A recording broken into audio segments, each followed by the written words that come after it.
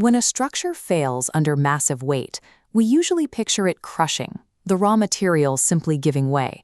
But buckling is a different phenomenon entirely. It is a sudden geometric instability. It presents a strange physical mystery. Why does a perfectly straight, solid object violently bow sideways when there is absolutely zero lateral force pushing against it? The answer reveals a harsh reality in structural engineering. A material's physical shape is often a far greater liability than its actual strength. Understanding exactly when and why that sudden outward movement happens is the foundational math that prevents catastrophic collapse in the modern world. In the mid-1700s, the mathematician Leonhard Euler set out to calculate the exact threshold where this failure occurs. To make the math work, he had to build a flawless, imaginary version of the world. In his model, the column is perfectly straight. The material is completely uniform, and it behaves with perfect elasticity, like a spring that never permanently deforms. The environmental constraints were just as strict. The weight has to strike absolute dead center, and both ends of the column must be perfectly pinned, free to rotate like hinges. By intentionally ignoring the messy imperfections of physical objects, we can translate unpredictable physical space into solvable calculus. Let's look inside that theoretical column.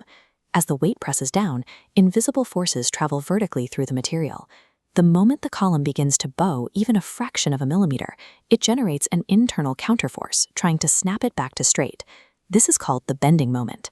This 3D diagram shows the bending moment equation in action. The material's inherent stiffness, represented by E, interacts directly with the geometry of its cross-section, I, to resist the urge to bend.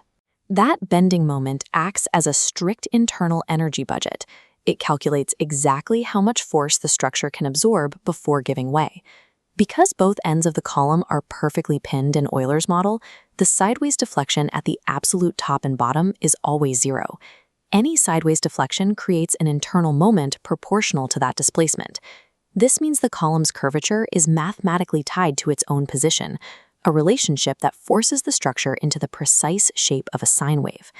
By integrating this sine wave, we produce Euler's critical load formula. Rearranging this isolates the slenderness ratio, effective length divided by radius of gyration. This ratio dictates that as a column grows taller and thinner, the load required to buckle it plummets far below what the raw material is actually capable of supporting in pure compression. To see where this theory fails, we have to push the formula to its theoretical upper limit. Imagine a slenderness ratio approaching infinity. The math accurately predicts that a column as thin and long as a mile-high wire would buckle under almost zero force.